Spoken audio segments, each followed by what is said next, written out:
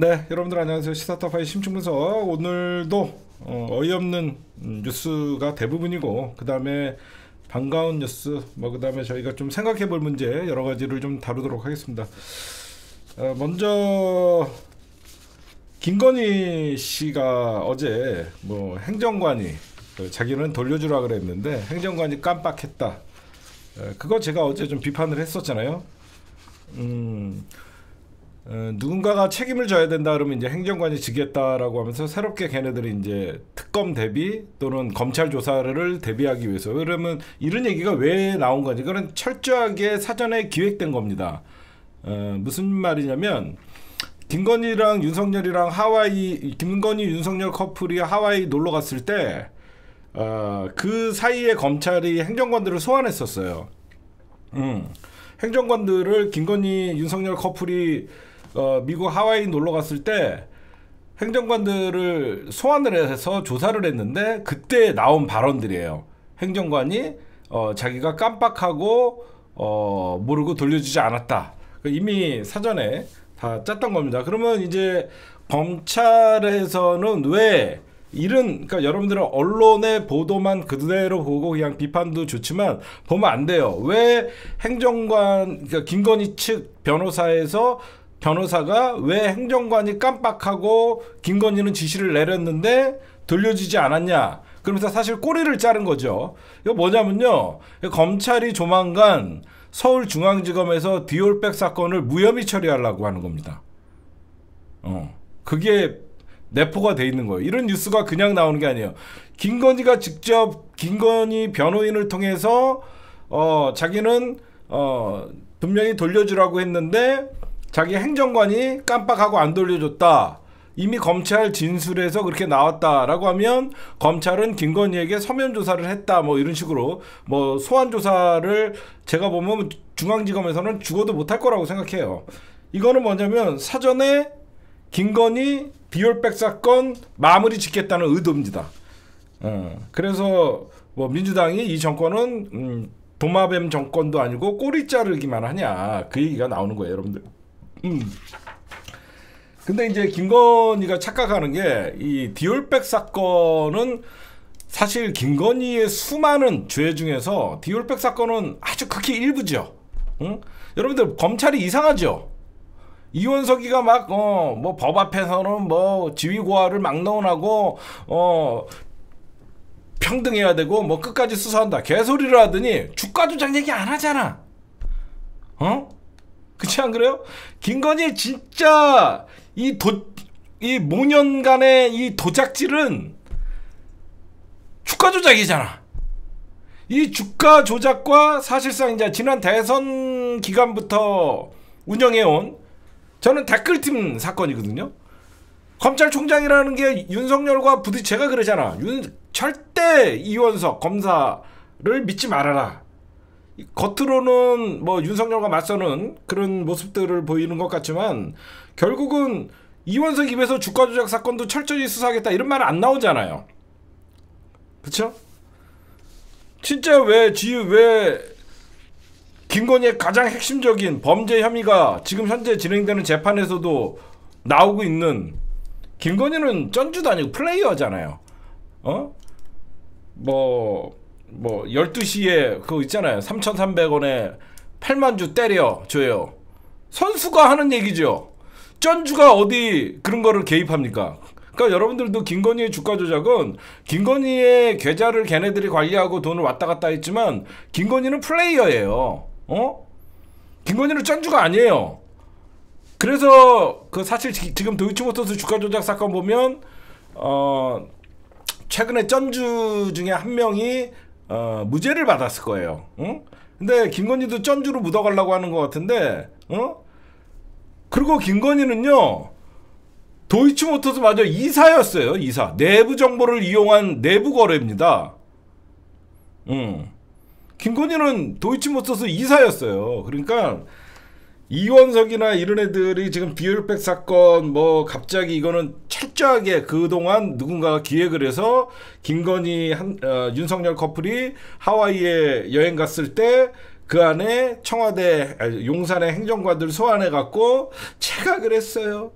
여사님은 저에게 받자마자 바로 돌려주라고 지시했었어요. 제가 그 당시 깜빡하고 잊어버렸어요. 모든 게 제 잘못이에요. 여사님은 아무 상관이 없어요. 이지랄 떤 거야. 무슨 80년대 심파극 찍냐? 여사님은 몰랐어요. 아이고 지랄들 하고 앉아있네. 야, 이렇다 그러면 많은 사람들이 야, 김건희는 돌려주라 그랬대. 행정관이 바보네. 그렇게 생각하냐? 국민들을 어떻게 보고 그 동영상에 나와갖고 그 오만불손한 불량한 자세를 가지고 최재형 목사와 대화하는 거를 온 국민이 봤는데, 김건희는 아주 냉철하게 당장 돌려주세요. 이런 걸 받으면 어떻게 합니까? 상처받지 않게 빨리 돌려주세요. 이거는 저에게 굉장히 부담스러운 선물이에요. 이랬을 것 같아? 아유 진짜. 아유, 휴지가 노란색이네. 에? 아유 말 같은 소리를 해라. 예. 그러니까 이 디올백은요, 김건희 특검이 왜 중요한지 그런 어떤 군불대기용이에요. 자, 핵심은 김건희 사실상 주가 조작 사건, 그에 따른 이제는 국힘당 분당대회 있잖아요. 국힘당 분당대회에서 나오는 사실 자폭이죠. 김건희 댓글팀, 그 다음에 그러니까 댓글 조작, 여론 조작 사건, 댓글 조작 사건. 진짜 저는 김건희 잘 알죠. 그래서 김건희가 어디 무슨 교양? 에이, 교양은 저기 안드로메다에다 갖다 주고 교양 개나 갖다 줘야 김건희가 무슨 교양이 있어. 양수세. 아유 진짜 자다가도 제 그 가래낀 목소리 들으면 아유. 그러다 보니까 지금 제가 이 얘기를 왜 했냐면 결국은 무혐의 때려주려고 하는 거예요. 검찰이 김건희 디올백 수사를 무혐의를 때려주기 위해서 대통령실 행정관을 불렀다가 김 여사는 받은 당일 즉시 반환 지시했다. 그리고 내 잘못 때문에 했다. 이런 것들이 지금 언론 플레이로 나오는 건데, 그러면 이게 누구냐면 코바나 출신 행정관이에요. 그쵸? 코바나 출신 행정관이니까 거의 지 수족같이 다루던 애입니다. 근데 이것들을 이제 김건희가 터뜨리고 이런 일들은 사실상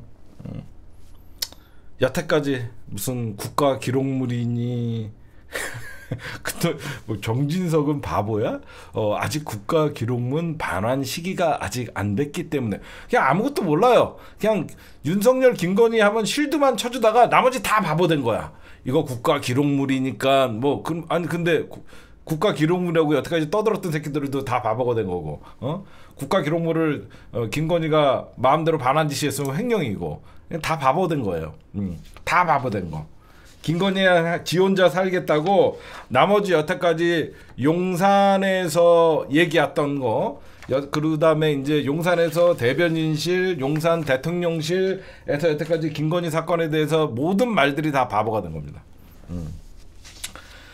네, 이제 그 오늘 여러분들 법사위가 굉장한 그 이슈로 주목을 끌었죠. 오늘 법사위에서 여러분들 보면 화면 보신 분들도 있죠. 저희 영상에도 좀 올라가 있는데, 이제 정청래 의원님이랑 법사위원장, 그다음에 국힘당 간사인 유성범, 그다음에 김승원 강사, 이런 뭐 고송이 오가고 법사위에서 좀 얘기들을 하는데, 그러니까 딱 그 제가 좀 간단하게 정리해 줄게요. 이번 법사위에서 오늘 고성이 오간 거는 윤석열 대통령을 탄핵하겠다는 게 아니죠.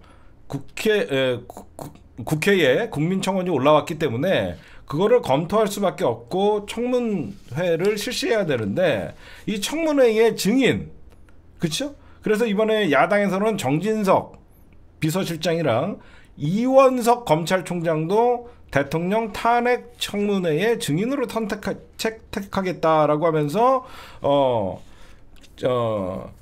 왜 그러냐면, 이원석이는 왜 이번에 윤석열 탄핵 청문회의 증인으로 채택했냐면, 김건희 사건이 검찰총장으로서 수사 진행 사항이나 디올백 사건, 주가 조작 사건 아무것도 소환도 안 하고 조사를 안 하니까 결국은 왜 그러면 이번에 국회에 올린 청원에는 김건희의 어떤 그 국정농단 이런 내용이 포함되어 있기 때문에 그 수사 진행 상황을 알아보기 위해서라도 국회 법사위에서는 이원석을 탄핵 청문회에 증인으로 채택을 하겠다라고 얘기하고 증인 채택 문제 갖고 이제 고성이 오가는데 여당 국힘당 입장에서는 청문회 자체가 무효다라고 하면서 들이받고 그다음에 퇴장을 한 거죠.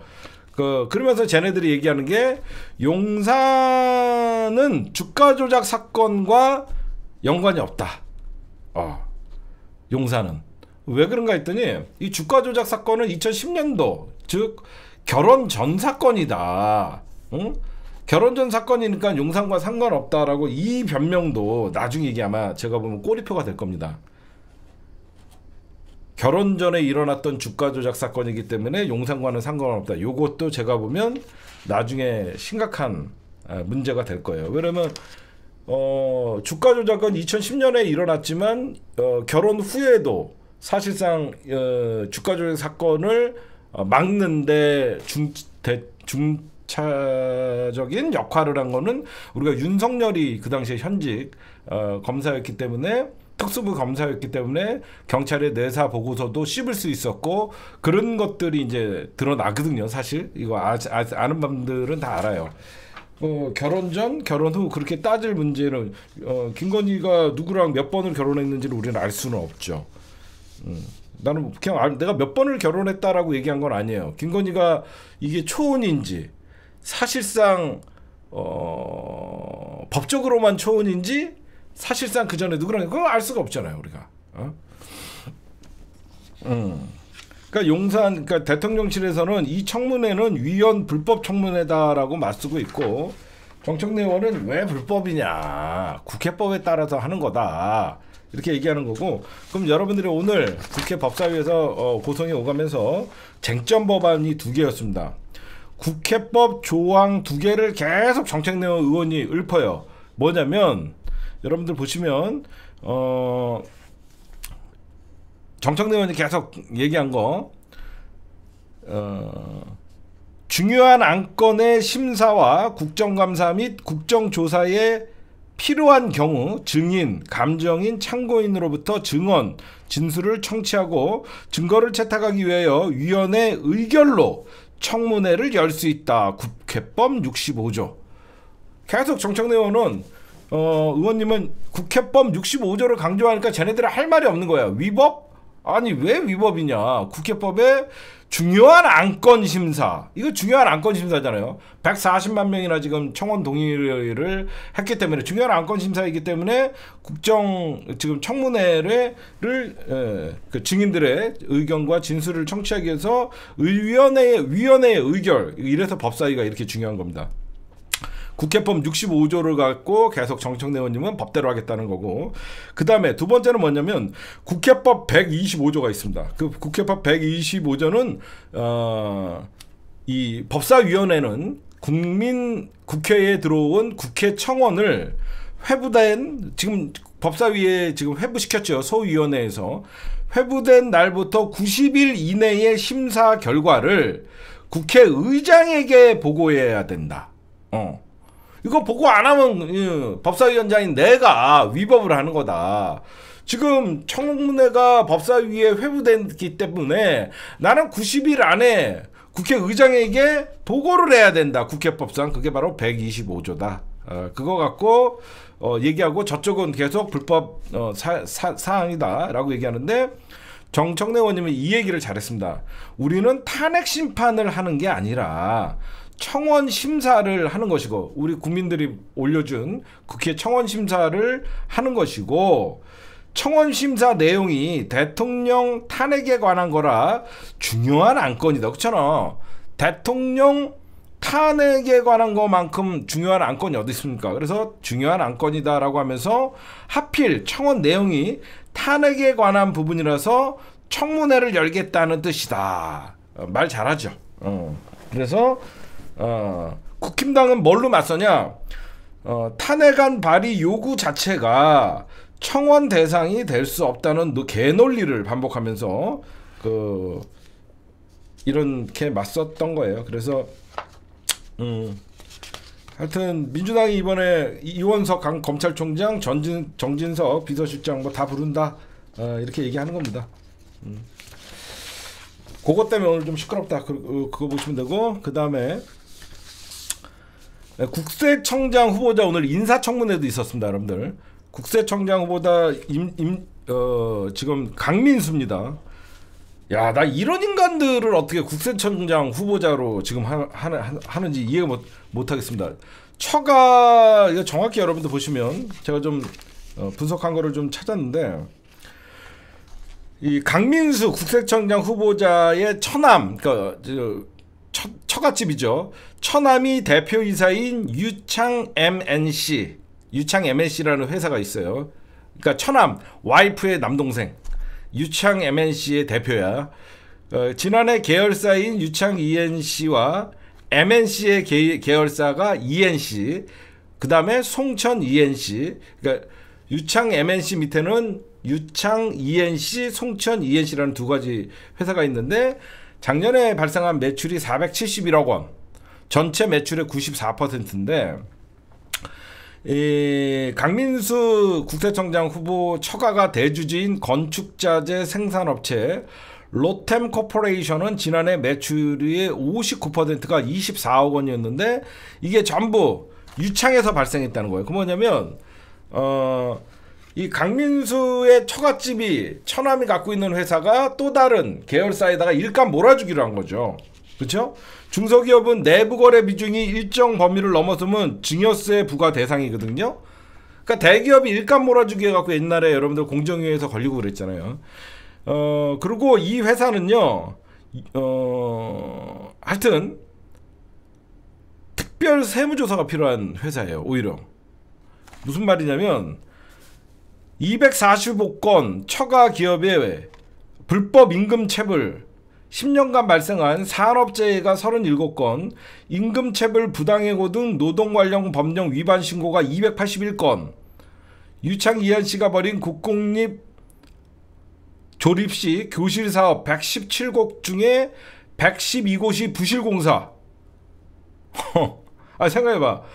아까 제가 얘기했잖아요. 유창 MNC의 계열회사가 ENC인데, 이 ENC에서 학교 사업을 했어요. 국공립 조립식 교실을 만들었는데 117곳을 시공했는데 112곳이 부실 시공이면, 그런데 이런 회사가 2020년, 2021년 국세청으로부터 모범 납세자 장관 표창을 받습니다.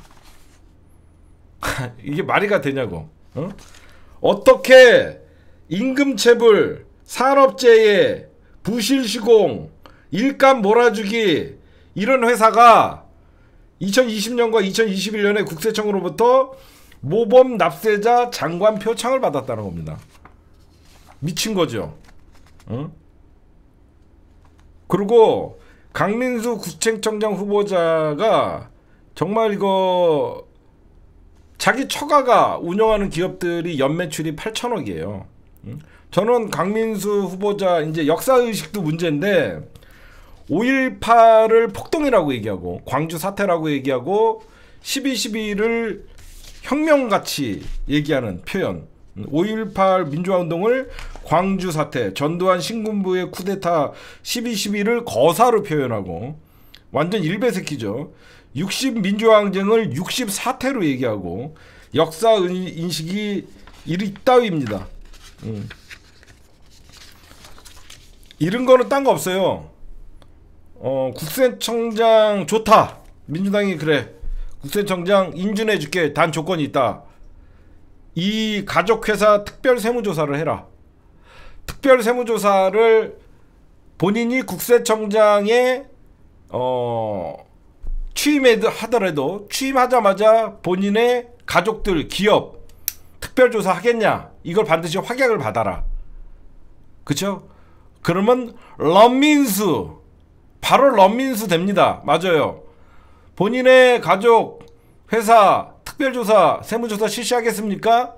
런민수 바로 됩니다. 오케이 하면 민주당 해주고, 안 그러면 도망가게 해야죠. 이런 새끼들이, 여러분 생각해 보십시오. 이런 인간들이 무슨 국세청장을 합니까? 어? 입찰 단합, 임금체불, 부당해고, 부실시공. 이거는 오히려 증여세 부과 대상이에요. 어? 인물 졸라게 없죠. 누가 하겠습니까? 이런 망하는 정권에. 그 다음에 지금 이제 방송통신위원장 인사청문회가 24일, 25일 이례적으로 이틀이 잡혔어요. 대부분 인사청문회 장관급들은 국무총리나 이런 그 급들 외에는 국회에 인준이 필요한 사람들이 한 이틀 정도 해요. 원래 그렇죠?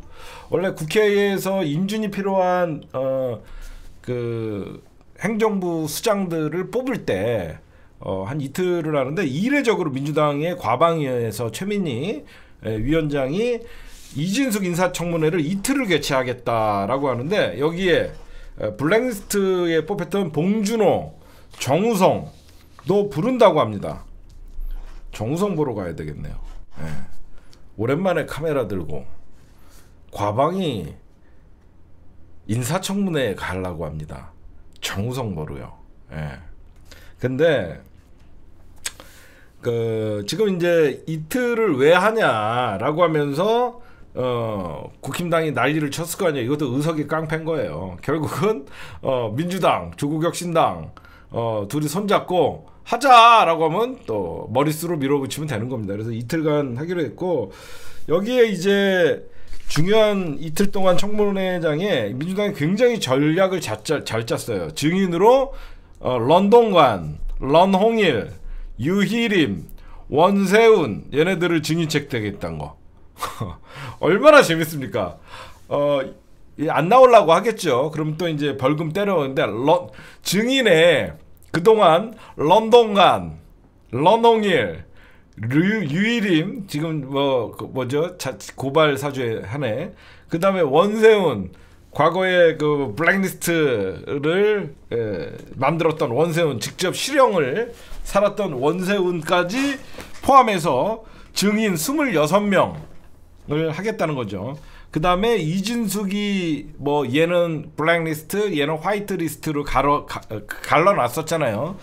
얘는 근데 여러분들 참고인은요. 그 정우성이나 봉준호 감독 이런 분들은 참고인이에요. 참고인은 안 와도 돼요. 안 와도 되는데 나올지 안 나올지 모르겠습니다. 그리고 이제 민주 진영에서 블랙리스트로 뽑힌 사람들은 이분들이고 저쪽에서는 뭐 소유진, 뭐 우파를 얘기하는 뭐 그러니까 좌파는 저들이 얘기하는 좌파는 봉준호, 봉준호 감독, 박찬욱 감독, 배우 문소리, 그다음에 정우성, 권혜요 이런 사람들이 이준석이가 좌파로 규정했던 문화예술인들이고 뭐 우파는 소유진 그다음에 뭐 몇 명 있더라고 보니까 뭐 지금 그런 사람들이 지금 얘기들이 나오고 있어요. 근데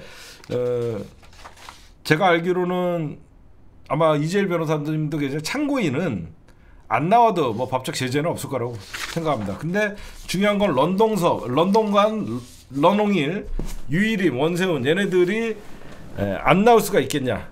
그걸 좀 봐야 된다. 하여튼 민주당이 굉장히 잘하고 있어요. 9월 달만 잔을 넘기면 10월 국정조사까지 이어지면 민주당은 잘 넘길 수 있을 거라고 봐요.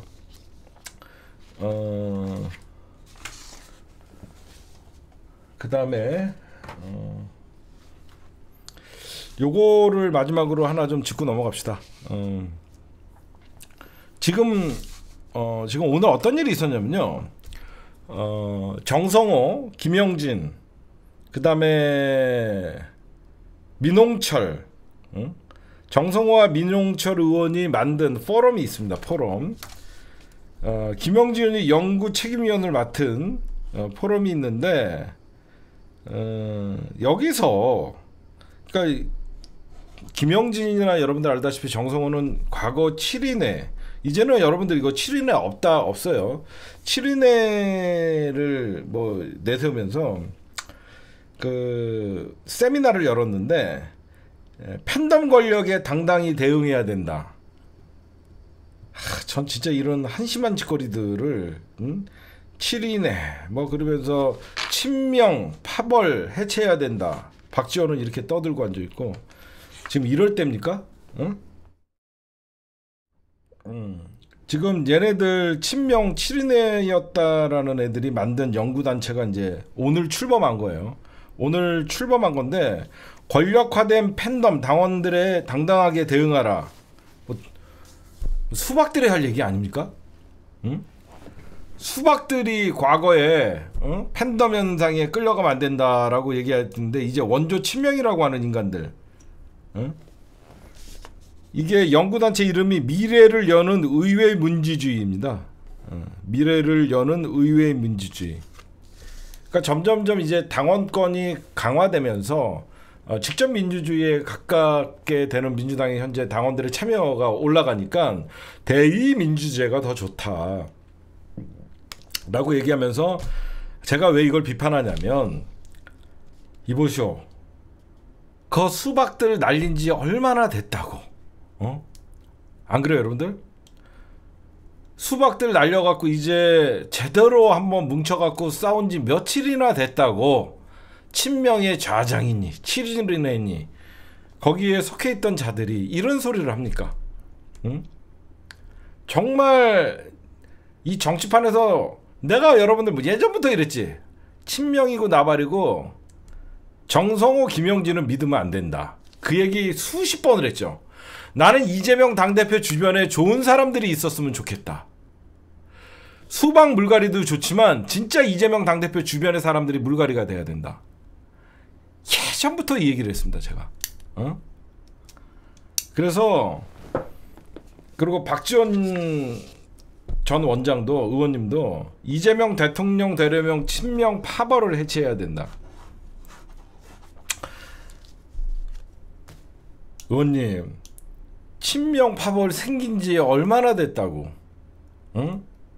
지금 친명 파벌을 국회의원들이 과거에는 친노 친문 이런 거 국회의원들이 만든 거잖아. 지금 친명 파벌 누가 만들었어요? 지금 이재명 당대표 주변에 친명이라고 하는 사람들이 원조 친명이에요? 아니에요.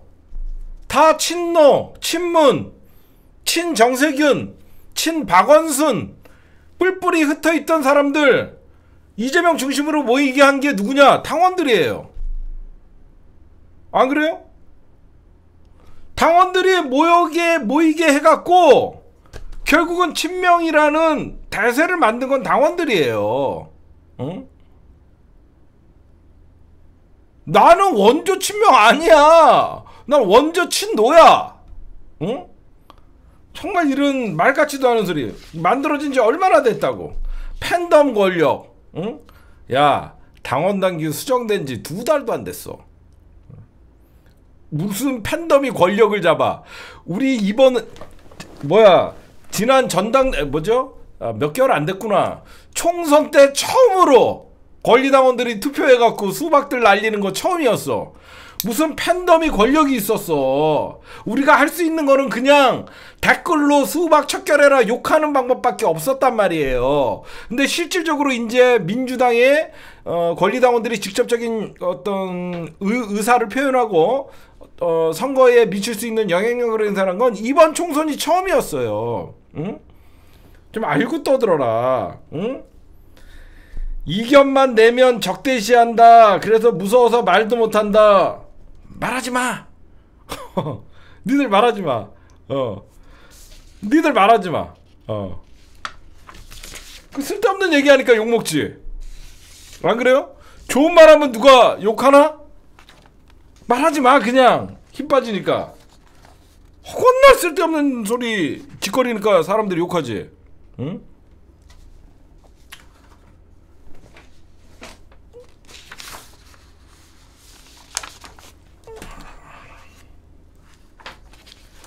그 다음에 국힘당 분당대회 얘기를 좀 하도록 하겠습니다. 분당대회는 사실 여러분들 우리가 분당 하면 뭐 어떤 얘기를 하죠? 그냥 이제 안 볼 사이죠. 얘네들 지금 전당대회 끝나고 나서 언제 그랬냐는 듯이 또 서로 손 흔들고 하나가 됩시다. 이건 끝났습니다. 왜 분당대회라 하면 2016년 태극기 부대가 김진태 지지했던 거랑 똑같은 현상이에요, 지금이. 그때 태극기 부대가 난립해갖고 6탄전을 하거든요. 이거 과거에 우리 민주 진보 진영에서 이런 일이 좀 있었어요. 근데 지금 보면 거의 6탄전입니다. 지금 충남 어제 얘기인데 충남 천안 유관순 체육관에서 열린 국힘당 7.123 전당대회에서 싸움이 붙은 거예요. 그랬더니 한동훈이가 얘기하는 게 뭐냐, 자유통일당 당원이 어떻게 전대에 들어와서 난동을 부리냐. 한동훈 자유통일당 당원인지 어떻게 알아? 자유통일당에도 가입돼 있고 국힘당에도 가입된 이중 당적자인지 그냥 자유통일당 당원인지 어떻게 알아? 안 그래요? 이건 말도 안 되잖아요. 아니 그 자리에서 싸운 사람이 자유통일당 당원인지 아닌지 지네가 어떻게 알아? 이중 당원인지. 얘네들은요 그냥 끝났어요. 그래서 전대가 끝나면 둘 중 하나는 이제는 가는 겁니다. 저는 한동훈이가 당대표가 되더라도 오랫동안 유지하지 못한다고 저는 확실을 해요. 윤석열 권력이 3년 동안 살아있기 때문에 김건희가 등판한 이 마당에 결국은 제가 이따가 분석을 해드릴 거지만 한동훈 특검, 최상병 특검, 김건희 특검은 너 죽고 나 죽자의 싸움이 될 수밖에 없는 그런 전조가 보입니다. 원희룡이 이런 얘기를 하잖아. 여러분들 모든 지금 국힘당 전당대회에서 나오는 말들 있죠. 그런 말들은 원희룡이 뱉은 말이 아닙니다. 용산의 의지, 김건희의 생각, 윤석열의 생각을 원희룡이가 대신 떠들어 주는 거라고 보시면 돼요. 이런 얘기를 합니다. 한동훈은 냉혈한, 공감 능력 제로, 자신은 무오류. 이게 여태까지 한동훈과 동지라고 생각했던 김건희가 느끼는 감각입니다. 한동훈 그렇게 안 봤는데 그 문자에 나오잖아요. 나는 한동훈을 동지라고 생각했는데 지금 내가 처한 입장은 공감 능력도 없고 본인만 무오류다라고 생각하는 거죠. 그러니까 여러분들이 보시면 지금 원희룡이가 지금 얘기하는 거는 결국 김건희의 생각을 얘기하는 것이다. 이렇게 매니저님 계세요? 자꾸 헛소리에 딴 방송 얘기하는 애들은 차단 좀 시키세요.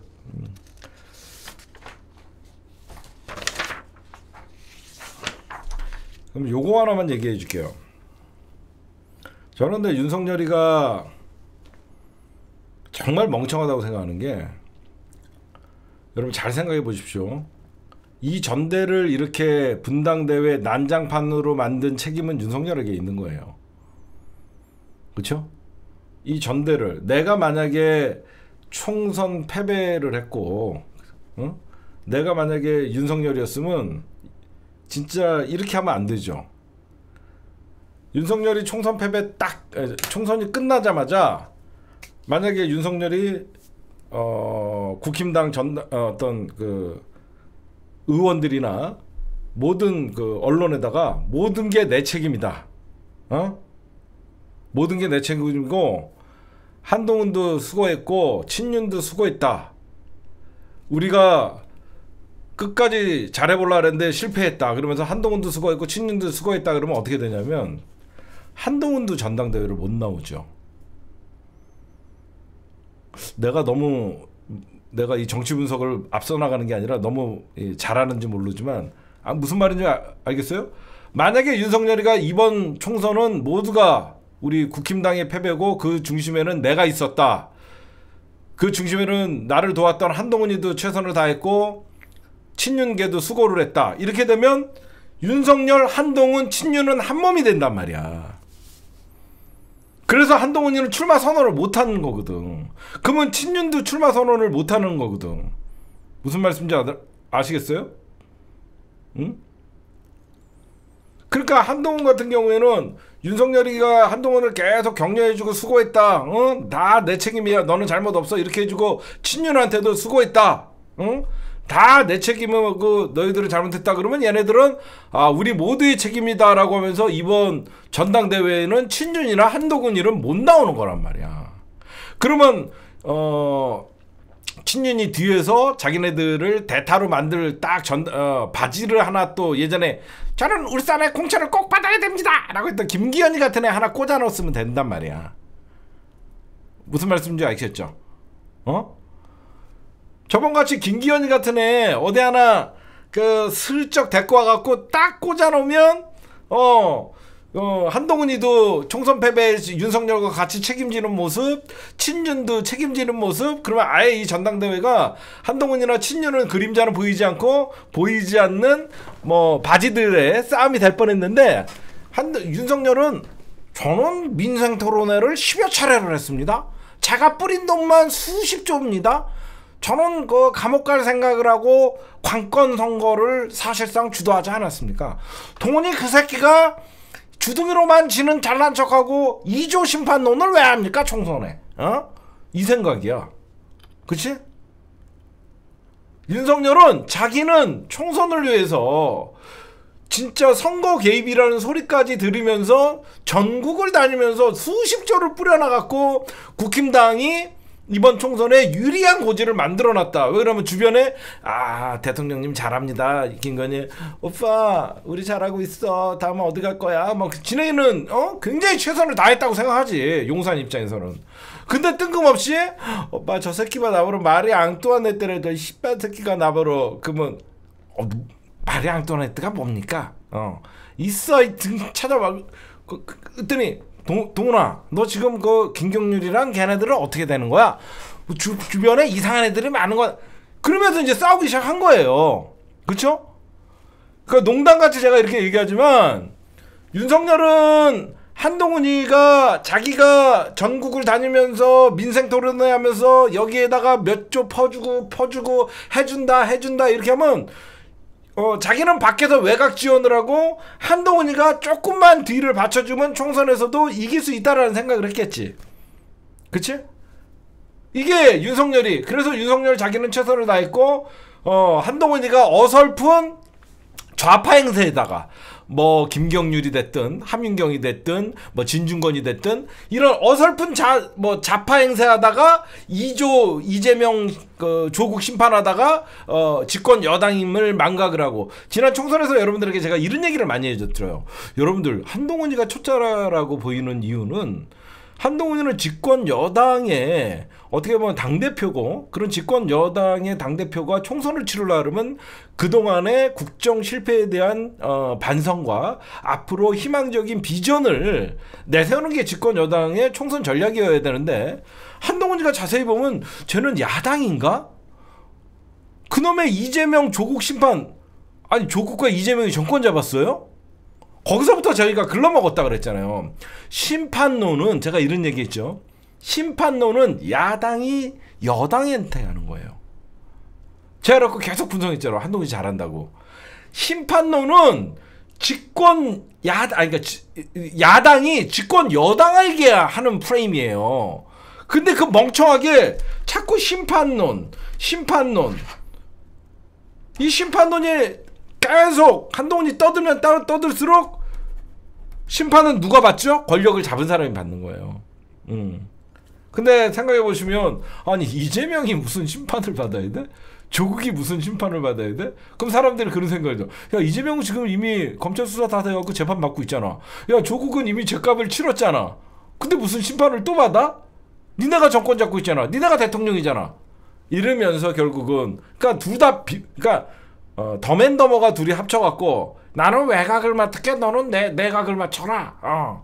너는 안에서 싸워주고 나는 밖에서 싸워줄게. 그럼 지네들은 환상의 호흡이라고 생각했겠지. 검찰에 있을 때나 내가 대통령들이나 외압은 내가 등치로 막아줄게. 너는 안에서 조작을 잘해. 그럼 검찰에 있을 때나 가능한 거죠. 그렇죠? 검사 동일체일 때나 윤석열이가 저는 사람에게 충성하지 않습니다. 이지랄 떨면 여론에서 막 빨아주고 그러면 한동훈이는 사건 조작해갖고 검찰에 있을 때나 통하는 거지. 윤석열이는 지가 나대면 나댈수록 지지율이 빠지고 김건희는 안 보이면 보이면 보일수록 민심이 나빠진다는 걸 모르는 거죠. 응? 그렇잖아. 윤석열이가 제발 그러니까 조중동이 사실상 총선 이후에 윤석열을 버린 이유는 제발 총선 때 아닥하고 있어요. 그렇죠? 조중동의 시그널은 총선 이길라 그러면 한동훈, 윤석열과 사실 제2의 노태우 6.29 선언을 해라. 그리고 윤석열은 제발 보이지 말아라. 끊임없이 조중동의 주문이었어요. 그렇죠? 근데 어때요? 윤석열 조중동의 경고를 무시하고 지가 옳았다고 하면서 민생 토론을 사실상 선거가 끝날 때까지 18회 가까이 꾸준히 했단 말이야. 그러니까 선거 내내 우리가 듣는 뉴스는 윤석열 오늘은 어디 가서 뭐 해준다 그랬더라. 그래놓고 뭐 초부자 감세하고 돈은 없다 그러고 자영업자들은 지금 망해가고 있는데 어설픈 막 그러다가 사실 국힘당 안에서도 이제 조중동의 시그널이 국힘당 그 비대위는 받고 있으니까 대통령이 저러면 안 되는데 좀 안 보였으면 하는데 너무 나대니까 수도권 그 원외 위원장을 중심으로 한동훈과 사실상 한번 받아버렸잖아요.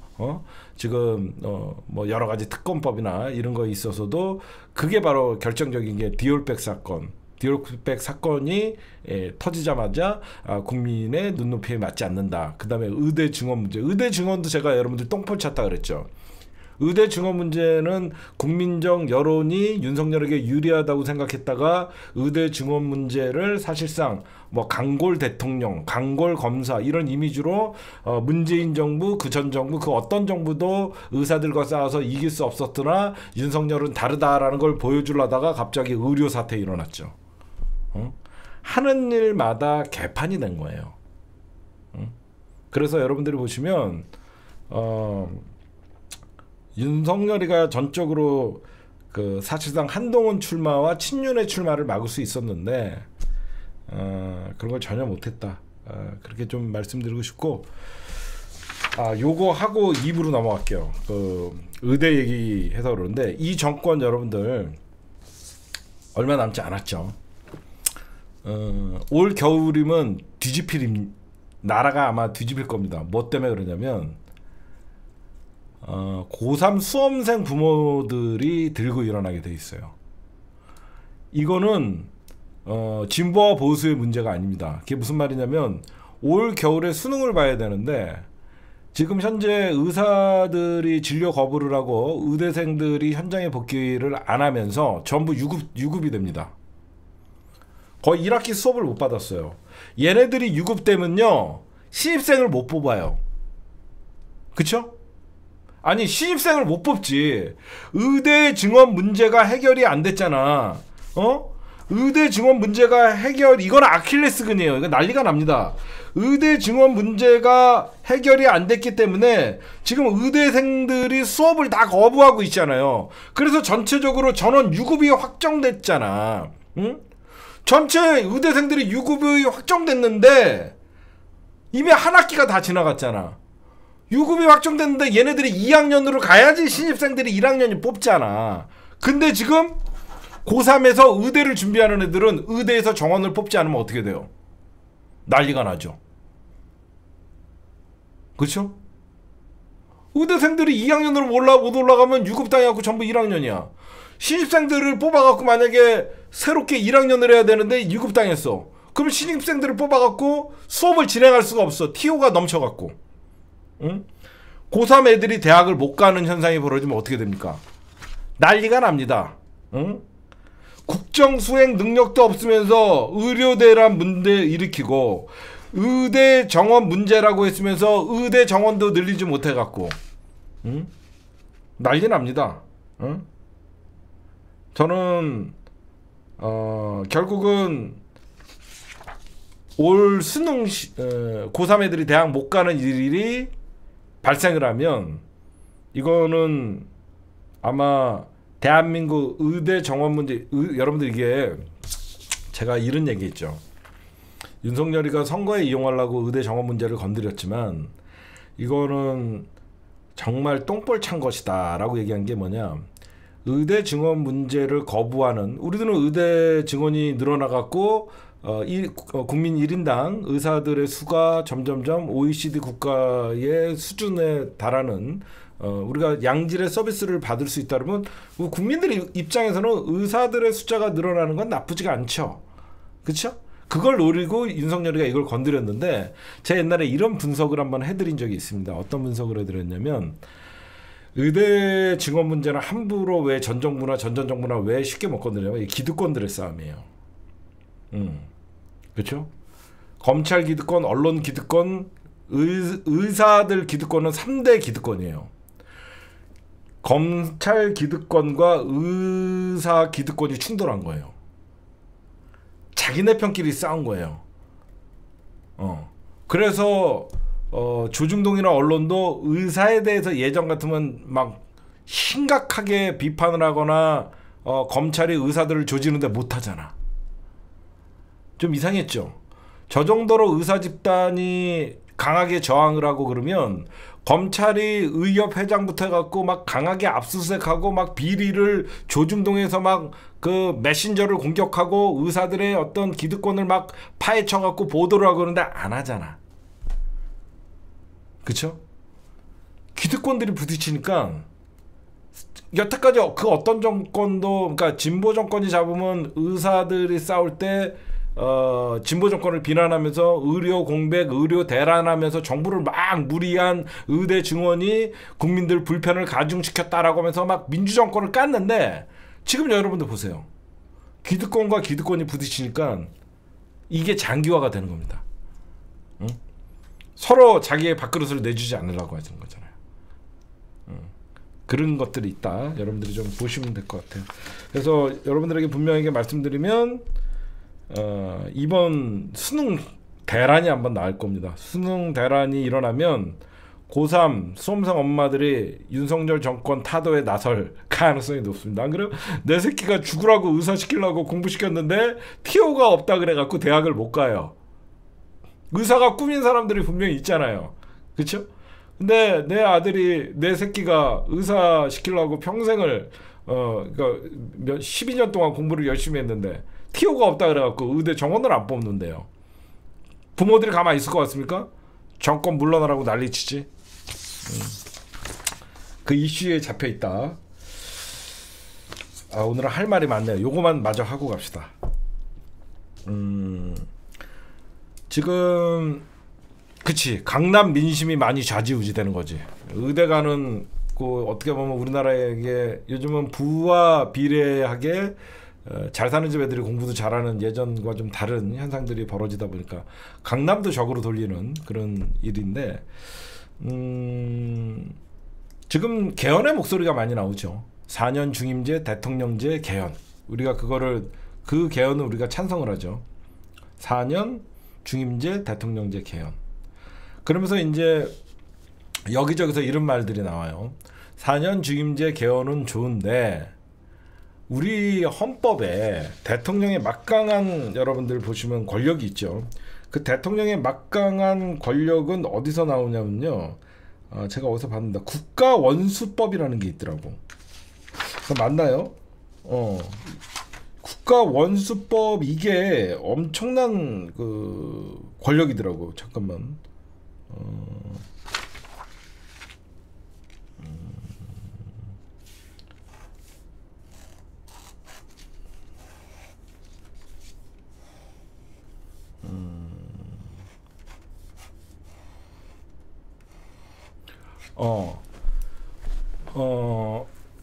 제가 왜 이런 말씀을 하냐면, 지금 그러니까 여러분들이 전부 다 4년 중임제 개헌, 거기엔 찬성하죠. 여기서 이제 여러분들에게 제가 전달해드리고 싶은 것은 속으면 안 되는 거를 얘기하는 거예요. 그게 뭐냐면 4년 중임제 개헌은 우리가 전부 찬성을 합니다. 근데 윤석열이가 거부권이 심해지면 심해질수록 어떤 여론이 일어날 것 같아요. 윤석열이가 거부권을 행사하고 무소불위의 권력을 휘두르면 휘두를수록 어떤 사람들이 나타날 것 같아요? 대통령의 막강한 권력을 빼자. 그쵸? 그런 말이 나와요. 대통령의 막강한 권한을 줄이자. 그런 주장이 나옵니다. 이런 주장에 속으면 안 돼요. 이런 주장을 어떤 놈들이 하는 거냐면, 대통령이 거부권을 남발하고 그러다 보니까 뭐 상권 분립에 있어서 대통령이 위에 있는 것 같은 모습을 보이고, 그래서 분권형 대통령제로 가야 된다. 대통령의 권한을 축소해야 된다. 내각제가 아니라 분권형 대통령제라고 하면서 편법을 통해서 어떤 대통령의 어떤 내치와 외치를, 그것도 뭐 일종의 내각제죠. 이런 속임수가 있어요. 절대 그런 걸 속으면 안 돼요. 왜 그러냐면 대한민국 대통령제는 너무너무 좋은 제도입니다. 대한민국 대통령의 제도가 잘못되어 있는 게 아니라 대통령이 된 다음에 그 권한을 함부로 쓰는 인간들이 잘못된 거죠. 저는 그 얘기를 하는 거예요. 제도가 잘못된 게 아니라 그 제도를 악용해서 헌법 위에 군림하려는 자격이 안 되는 새끼들이 대통령을 뽑았기 때문에 대통령이 거부권을 남발하고 지식구 감싸기라는 거잖아요. 문재인 대통령 때 대통령이 권한을 너무 안 써서 우리 열받지 않았어요? 응? 오히려 우리는 문재인 대통령 때는 안 받아도 될 드루킹 특검 받고 그래갖고 엄한 희생자들이 나와갖고 우리는 오히려 대통령제에서 왜 권한을 안 쓰냐고 문재인 대통령을 탓했잖아요. 응? 그러니까 여러분들 우리는 4년 중임제 대통령제 개헌은 찬성이지만 대통령의 권한을 축소시킨다라고 하면서 윤석열 때문에 대통령의 권한을 축소시킨다? 그건 절대 찬성해주면 안 돼요. 무슨 말씀인지 아시겠죠? 제도가 잘못된 게 아니라 결국은 그 제도를 악용하고 편법으로 이용하고 그런 인간들이 잘못된 것이지. 그래서 결국은 그자들은 탄핵이라는 국민적 심판을 받게 돼 있는 거기 때문에 우리 시청자들만큼은 4년 중임제 개헌까지는 찬성, 대통령 권한 축소는 반대. 알겠죠? 우리도 우리가 정권 잡을 확률이 큰데 우리가 정권 잡은 다음에 대통령 권한 축소하면 어떻게 하려고? 작사를 한번 내야 되는데. 안 그래요? 이런 분권형 대통령제를 이제 국힘당이나 여기저기서 이제 조중동이 좀 띄울 거라고요. 절대 그거에 현혹되면 안 된다. 제가 여러분들에게 미리 그러면 개헌은 여러분들 언제 이제 이게 좀 본격화가 될 거냐면요.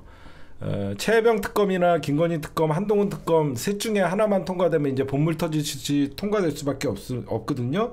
그러면 그것들 사이에 이제 윤석열이가 나 끝났다라고 생각하면 지가 이제 지 살기 위해서 1년 임기 단축, 4년 중임제 개헌을 받아들이겠다라고 하는 카드가 남아 있는 거예요. 제가 여러분들에게 미리 말씀드리는 거예요. 여기 있다. 아까 제가 찾으려고 그랬던 게 뭐냐면 여기저기서 이제 대통령 권한을 약화시키는 내용들이 나오는데, 대통령이, 그러니까 지금 현재 윤석열이 하는 짓은 입법, 사법, 행정, 그렇죠? 삼권 분립의 위에 있는 인상이잖아. 입법부에서 만든 법안을 거부권으로 무산시키고, 사법부도 뭐 하여튼 이거 보시면 국가 원수 조항 66조 1항, 국가 원수 조항 66조 1항. 그러니까 대통령 거부권 같은 건 좀 수정하면 되겠죠, 여러분들. 본인 친인척 또는 대통령실 거기에 관한 비리 의혹이나 그런 것들에 대한 특검은 반대할 수 없다. 요 정도만 해놔도 되겠죠. 그렇죠? 거부권. 국가원수법 66조 1항에 어떤 대통령 거부권에 대해서 범위를 좀 한정해 놓으면 되겠죠, 여러분들. 어쨌든 대통령의 권력을 축소하면 안 된다. 저는 그 얘기를 좀 해드리고 싶습니다. 네, 오늘의 주요 뉴스였습니다. 네, 두 번째 심층 분석. 외통수 걸린 윤석열, 한동훈 둘 중 하나는 날아간다. 민주당 전대후 한동훈 특검 상정한다. 이게 어떤 뜻인지 여러분들에게 말씀드릴게요. 제가 그저께 방송에서 뭐라 그랬죠? 이 최혜병 특검의 핵심은 공익제보자 김기현 변호사와 이종호 씨가 2023년 8월 28일 날 압구정동에서 2시간에서 3시간가량 식사를 하면서 그 만나는 와중에 무언가가 전화가 왔거나 아니면 녹취록이 있을 것이다. 첫 번째. 두 번째, 두 최 씨가 등장한다. 하나는 땡땡땡 경찰서에서 근무했던 최 모 씨와 또 한 명은 사업가 최 모 씨라고 했죠. 보세요. 오늘 방송에 나옵니다. 여러분들이 이거 제 방송을 들었던 분들은 알죠. 오늘 이게 바로 여러분들 키맨 지목받는 배경, 이종호 선배가 임성근 전 사단장을 만났다고 작년 말에 들은 것 같다. 사업가 A씨라고 나오죠. 지금 벌써 나오잖아. 사업가 A씨. 제가 얘기했던 이 사람이 최태경이에요. 제가 얘기해줬잖아. 이번 주에 나온다. 사업가 A씨라고 나오는 게 여러분들은 다 알잖아. 우리는 실명제라서. 이 사람이 바로 최태경입니다. 최태경. 최태경. 그래서 이제 JTBC가 이거를 지금 추적하고 있잖아요. 임종호 선배가 임성근 전 사단장을 만났다고 작년 말에 들은 것 같다. 이종호랑 임성근이랑 만났다가 여태까지 둘 다 모른다고 했잖아. 여태까지 둘 다 모른다고 했는데 사업가 A씨가 등장해서 얘네들이 만난 걸 들은 것 같다. 나왔고 이 사건은 계속 취재가 되고 있어요. 제가 그 해병단 골프 모임에 5인 얘기했었잖아요. 내일 누가 나오냐면 김기현 변호사가 직접 출연을 해요. 내일 JTBC에 김기현 변호사가 직접 공익제보자가 출연을 해요. 그럼 김기현 변호사 무슨 얘기를 하나 보십시오. 그 녹취록에 대해서는 얘기를 못할 겁니다. 아직. 제가 얘기했잖아. 사업가 A씨가 있고 경찰 출신의 사업가 한 명이 또 최씨가 있다. 여러분들 JTBC가 취재를 하고 있다. 우리는 그럼 어떻게 하냐? 이런 걸 나올 거를 그러면 어떻게 하냐? 우리가 취재했었던 거거든. 우리가 취재했었던 거거든. 그래서 JTBC를 연결해 준 거거든. 그래서 아는 거거든. 이거는 유튜브용이 아니다라고 판단해서 저쪽으로 넘겨준 거거든. 그러니까 여러분들이 보시면 저 사업가 A씨는 여러분들은 이름 잘 알고 있어요. 최태경. 최태경의 녹취록이 그러면 존재를 할까 안 할까? 그게 여러분들이 이제 핵심적으로 내일 아마 공익제보자 JTBC가 이제 주도적으로 저걸 하고 있어요. 내일 공익제보자가 무슨 얘기를 하는지 잘 보시고 겉가지로 가면 안 돼요. 국정농단으로 가야 돼요. 이종호가 김건희와 얘기를 해서 임성근을 살렸다가 핵심이에요. 그쵸? 거기에 그래서 최혜병 사건이 결국은 책임 소재가 엉뚱한 박정훈 대령의 어떤 그 항명 사건으로 번져 국정농단으로 가야 되는 겁니다. 그렇게 여러분들은 제 방송을 보신 분들은 그걸 좀 인지하고 있었으면 좋겠다. 그렇게 말씀드리는 거고. 이제 아시겠지? 여기가 사업가 A씨가 최태경이다. JTBC가 오늘 방송한 겁니다. 그다음에 오늘 외통수 걸린 윤석열, 한동훈 둘 중 하나는 죽는다.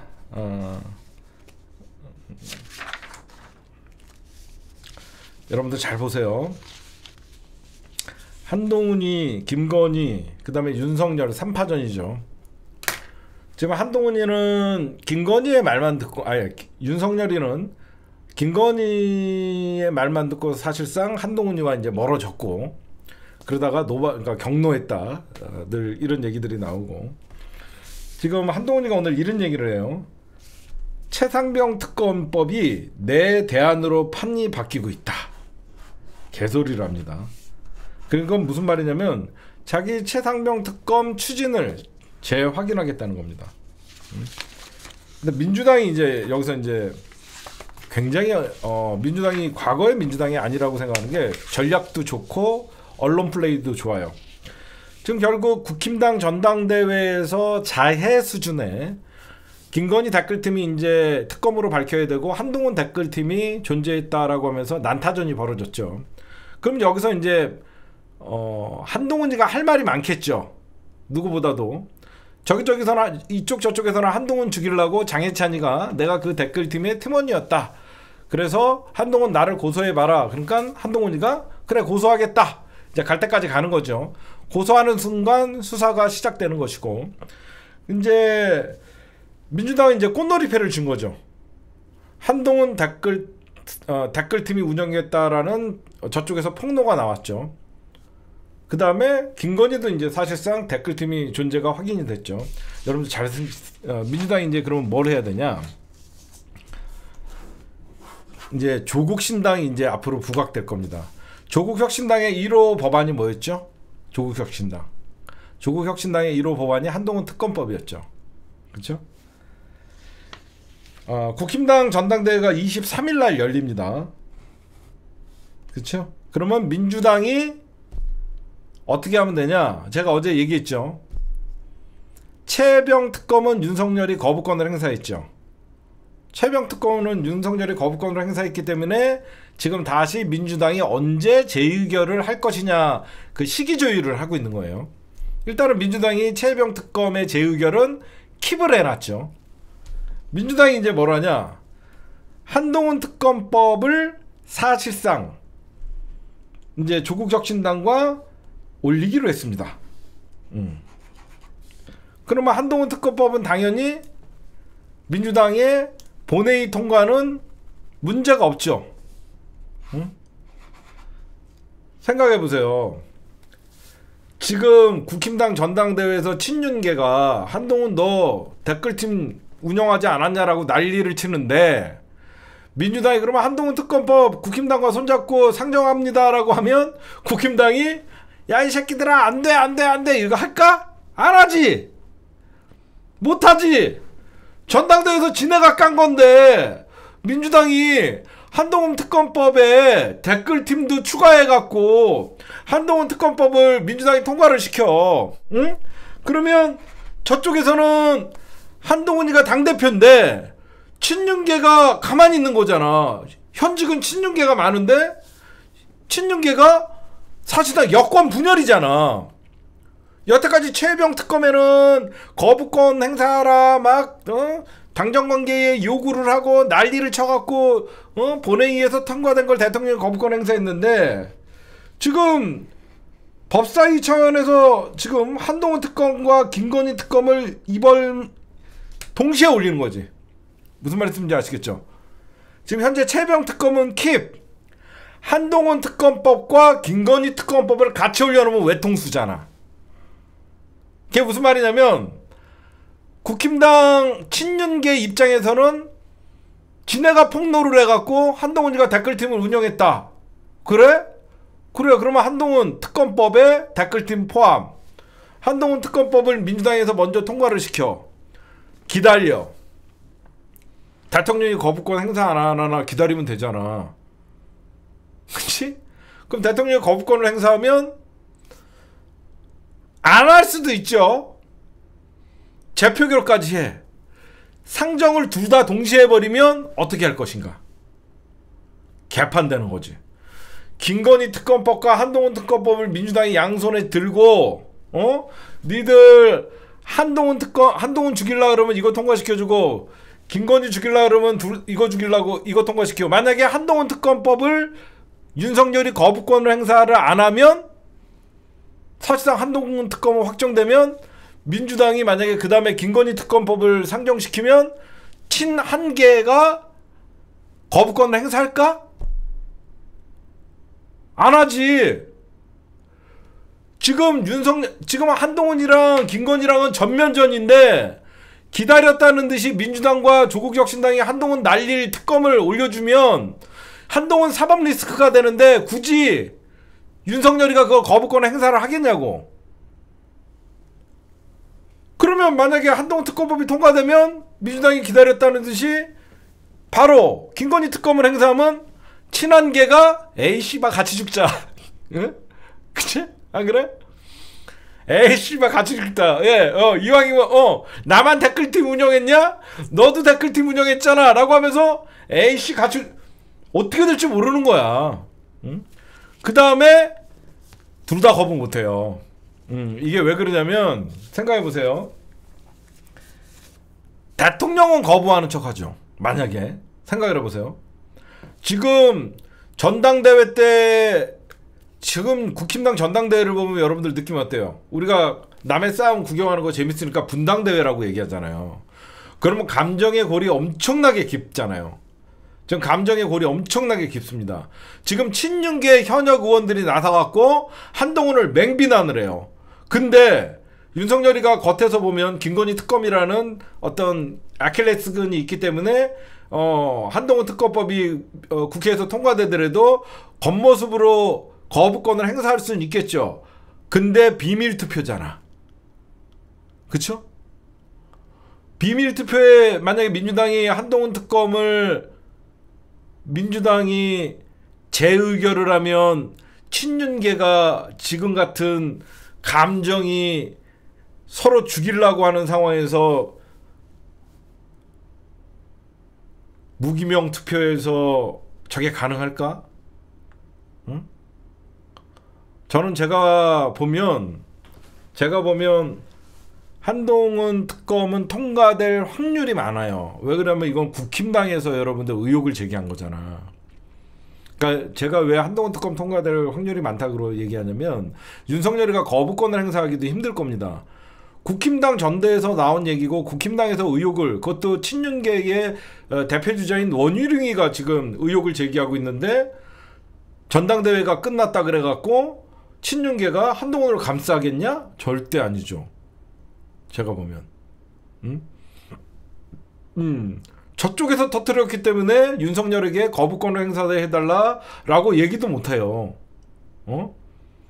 그럼 가정 그게 하나가 있고 이제 민주당이 김건희 특검을 이어서 올리면 한동훈 특검 통과됐는데 당권을 잡은 한동훈과 최고위원들 사이에서 야 이거는 털고 가야 될 문제 아니냐라고 생각할 수가 있겠죠. 윤석열은 거부권을 쓴다 그래갖고 한동훈이가 적극적으로 김건희 특검만은 막아달라 이렇게 할까? 응? 다 죽는 거예요. 제가 보면. 그래갖고 한동훈 특검, 김건희 특검이라는 양손에 꽃놀이패를 들고 윤석열 탄핵을 위해서는 최상병 특검을 아껴두는 거죠. 응? 뭔 말인지 아시겠죠? 서로 막아줍니다. 그럴 관계가 넘어섰다는 거예요. 저희가 분석을 하면.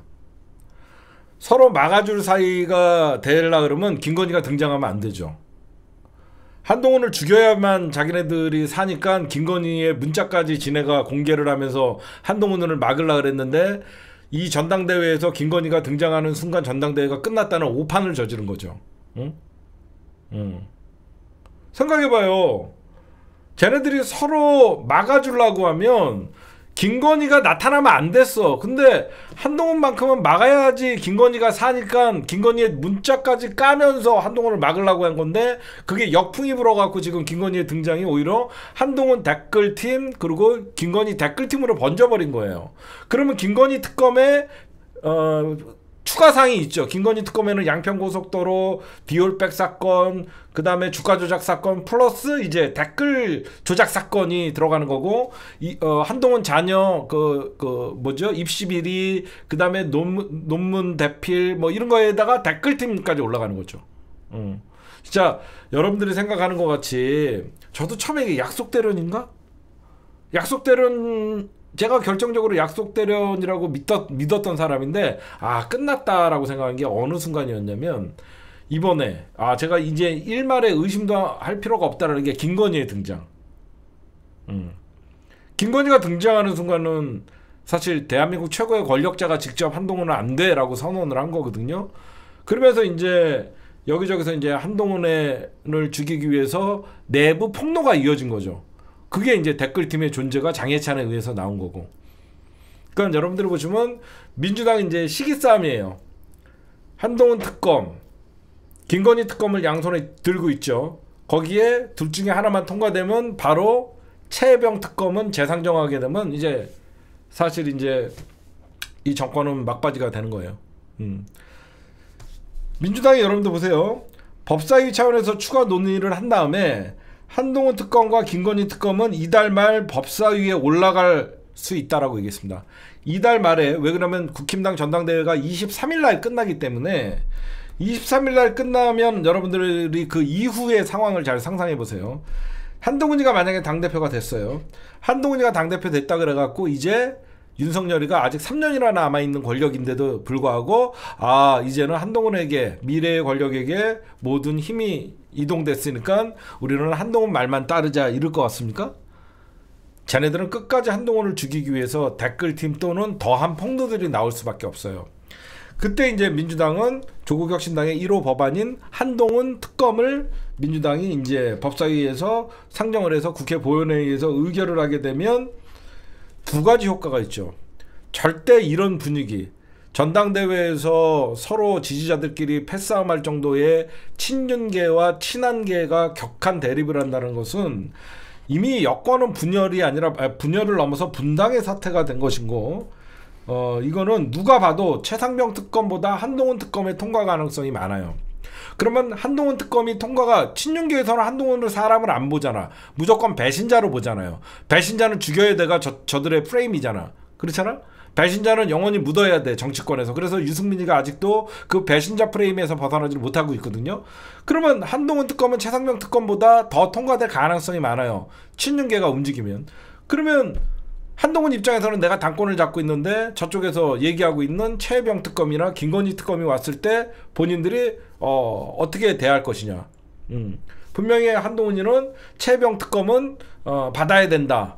방법은 좀 다르지만 이미 그렇게 얘기를 했고, 이미 최혜병 특검도 우리는 처음에 윤석열을 겨냥하고 있다라고 생각하지만 그 녹취록이나 여기저기서 나오는 대화 내용을 보면 분명히 김건희를 가리키고 있고, 그 최혜병 특검은 아무리 김건희를 가리키고 있다 그래도 결국은 대통령의 경로에 의해서 대통령실의 개입이 드러나는 사건이기 때문에 탄핵과 바로 연관될 수 있고요. 이어질 수 있고요. 그래서 저는 민주당이 여기저기 이제 저런 게 있잖아요. 상설특검이 이런 얘기들이 나오는데 이 상설특검을 민주당은 보류를 시켜야 돼요. 지금 민주당은 상설특검에 의존해갖고 사실상 8명만 우리가 반란표만 기대하면 되는데 이거를 포기하면 안 되고, 최상병 특검의 제 의결은 킵을 해놨다가 여권 분열을 극대화시켜야 됩니다. 여권 분열을.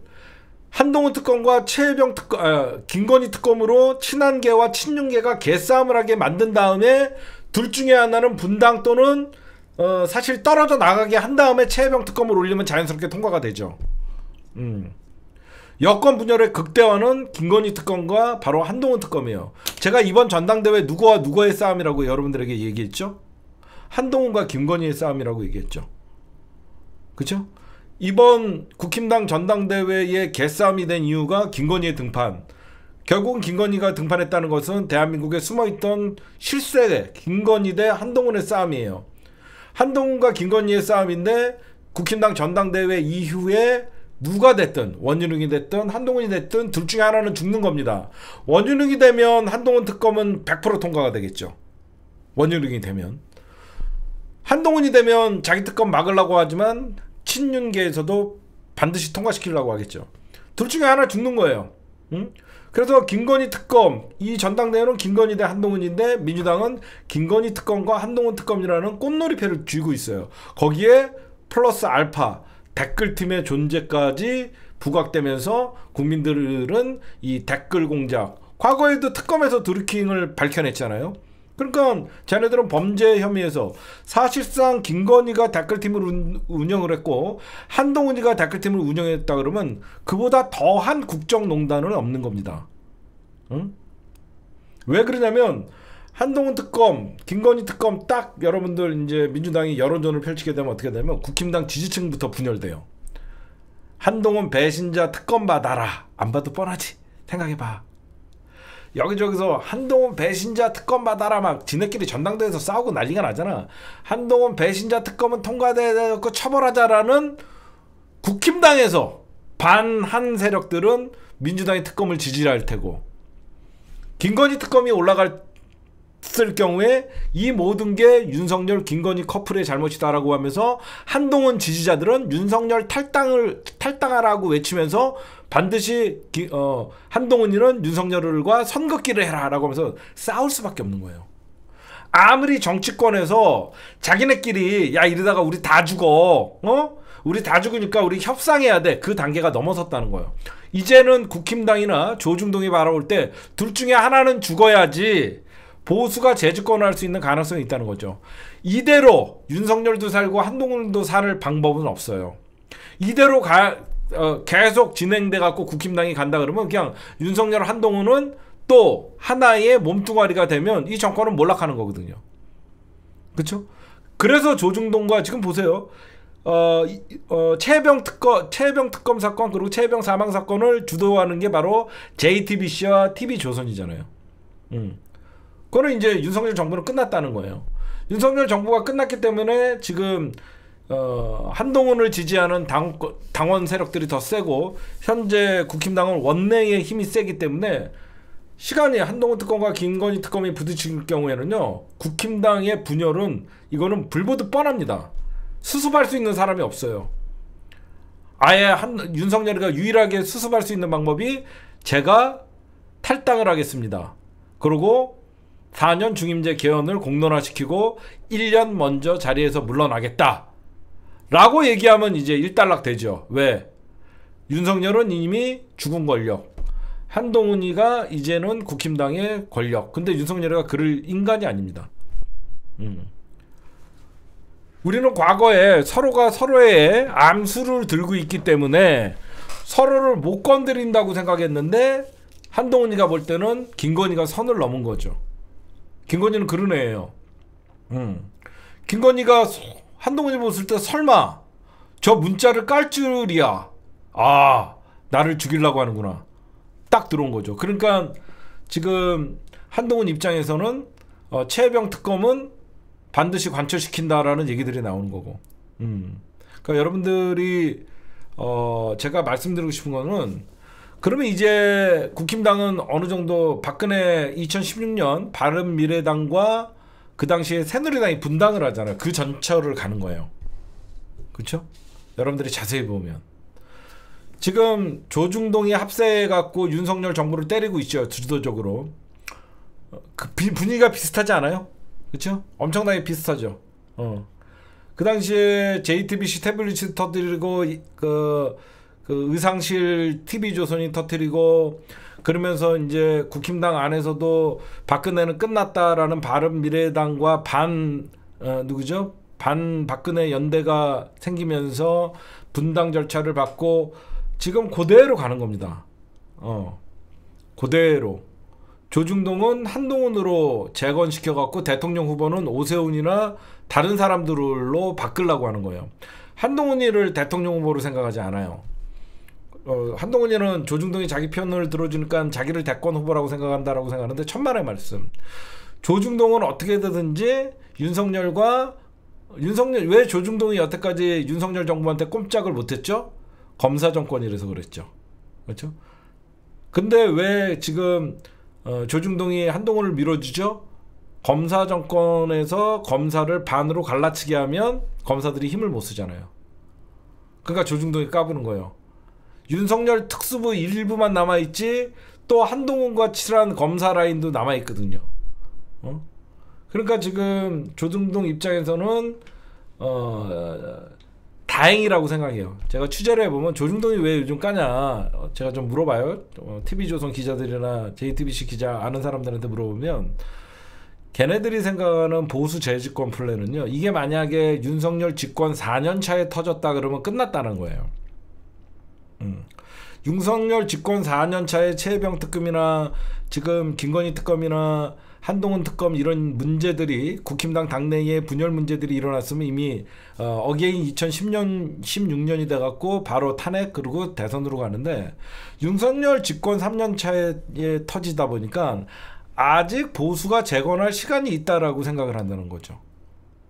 아직 보수가 재건할 시간은 충분하다라고 하면서 얼마든지 자기네들은 이슈를 덮어버리고 오세훈을 띄우든지 또는 뭐 홍준표를 띄우든지 일단은 윤석열과 김건희와는 국힘당이 결별을 시키는 게 얘네들의 목표라는 거예요. 왜 지지율 나오지 않는 지지율 20%의 국정 지지도를 갖고 있는 윤석열과 국힘당이 5년 동안 간다는 것은 보수가 자멸하는 거거든요. 이해가 가십니까? 5년 동안 이대로 쭉 간다는 것은 다음에 안 봐도 뻔하게 민주당에게 권력이 넘어갈 수밖에 없기 때문에 어떻게든지 국힘당과 윤석열은 분리시키려고 하는 게 조중동의 계략이죠. 그 계략에는 한동훈이가 적격이라는 거죠. 가장 윤석열과 가까웠던 한동훈이마저도 윤석열에게는 고개를 돌리면서 사실상 선을 걷다라는 것은 윤석열은 이제 버리는 정권이 되는 거고 한동훈이 당대표를 되면서 한동훈은 원죄가 많잖아요. 윤석열과 저지른 죄도 많고 그래서 한동훈이는 사실 대권 후보로 보진 않겠죠. 검사 정권이기 때문에 또 다른.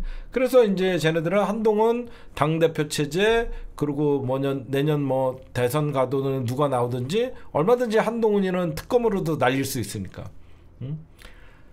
이거는 현재 이제 국힘당 문제고 여러분들에게 제가 지금부터 하는 얘기는 좀 생각할 문제를 얘기해 줄게요. 윤석열 탄핵 집회가 90 몇 차가 됐죠. 윤석열 집권하자마자 이제 촛불행동에서 나서서 윤석열 탄핵이라는 정말 촛불 집회를 여태까지 이어온 것만으로도 박수를 받아야 됩니다. 그렇죠? 그렇게 매주 집회를 할 수가 없어요. 근데 저는 이제 집회의 역효과가 벌어지는 거예요.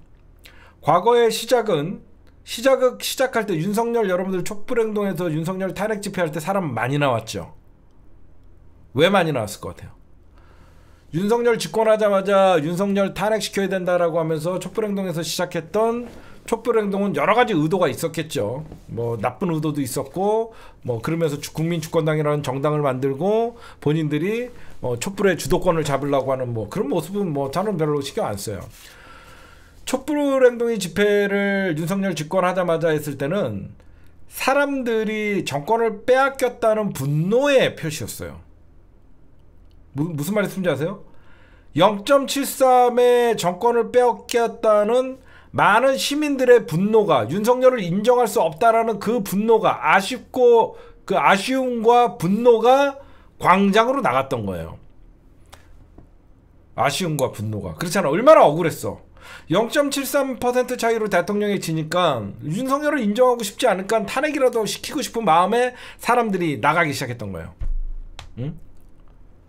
근데 이제 그게 이제 올해 98차?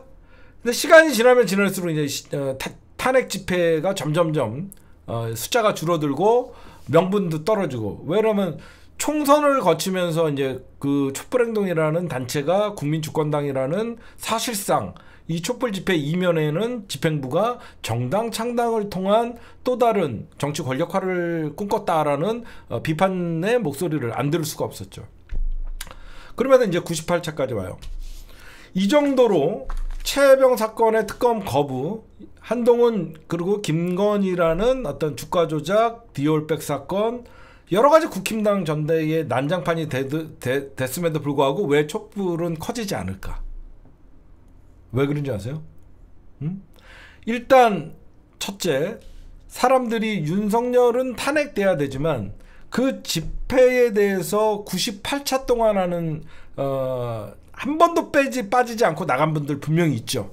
저는 그 촛불행동의 98차까지 이어진 그 집회를 비판하고자 하는 게 아니라 사람들이 많이 지쳐 있어요. 사람들이 윤석열은 탄핵돼야 되지만 이렇게 해갖고 탄핵되겠나 이 집회가, 그런 생각을 갖고 있다는 거예요. 두 번째, 저는 촛불행동이 윤석열 탄핵 집회를 이제는 더 주도를 만약에 한다 그러면 방식을 좀 바꿔야 된다고 생각해요. 제가 나름 집회의 경험이 있으면 집회를 밤에 해야 돼요. 집회는 그러니까 윤석열을 직접적으로 탄핵을 시키려고 그러면 집회는 밤에 이루어져야 됩니다.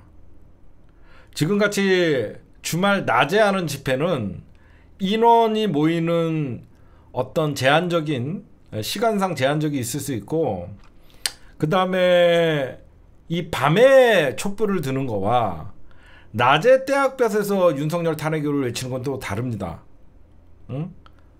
저는 분명하게 말씀드리는데, 이제 윤석열이라는 하루라도 그에게 권력을 맡길 수 없다라는 국민적 공감대는 형성이 됐고, 이제 어디서 대통령이 법률 위반 사항이 나오냐에 따라서, 그리고 국정농단이 얼마나 세상에 실체를 드러내냐에 따라서 이제는 그 탄핵의 동력이 확 붙을 거라고 생각해요. 어떤 조직이 촛불 집회를 주도하든 간에 앞으로는 사람들이 퇴근하고 모일 수 있는 7시부터 9시까지든 그런 촛불 진행의 방향이 바뀌어야 돼요. 그쵸?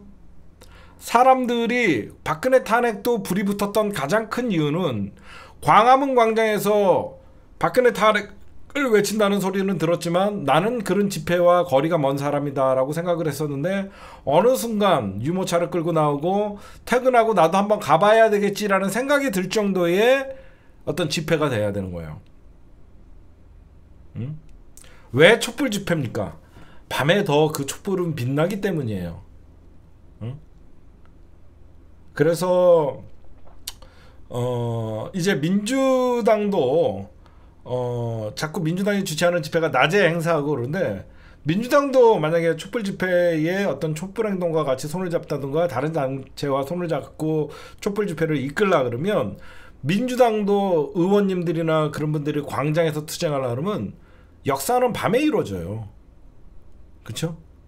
결국은 그 밤에 시민들이 참여가 늘어나고 일반 사람이, 보통 사람이라고 생각하는 직장인들이 퇴근하고 머릿수 하나 채우러 오는 심정을 다시 사람들에게 그걸 각인시켜줘야 된다고 저는 생각해요.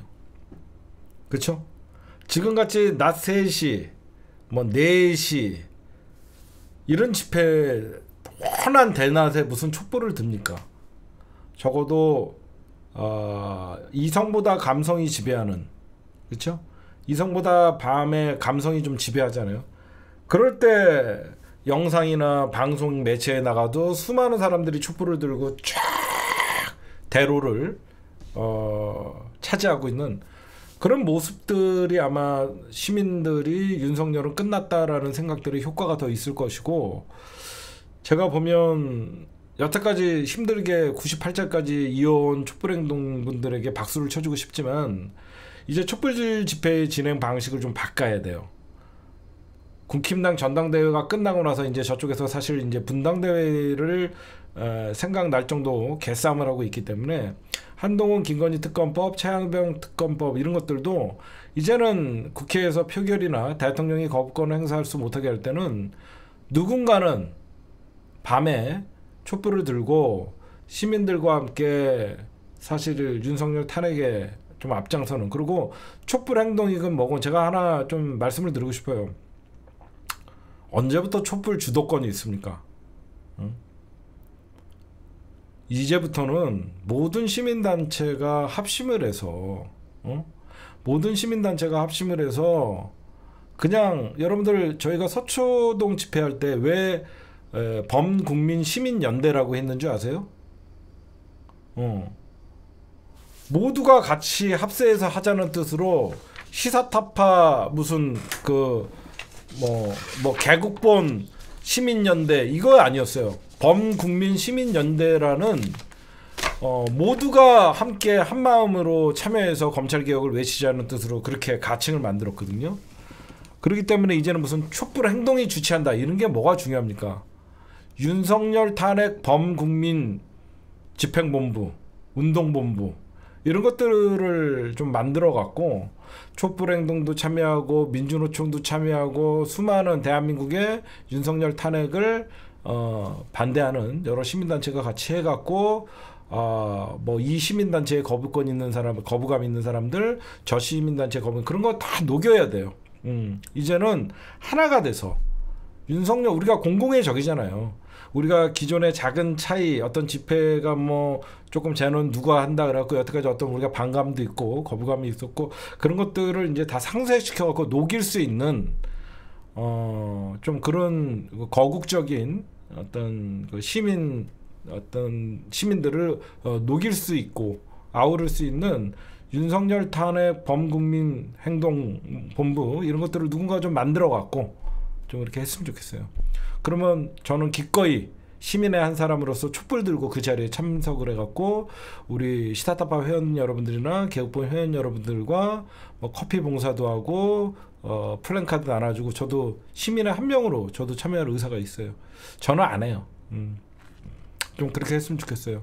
그러니까 집회가 어느 순간부터 주도권 싸움을 하고 너무 꼴보기 싫어요. 뭐 하는 짓이에요?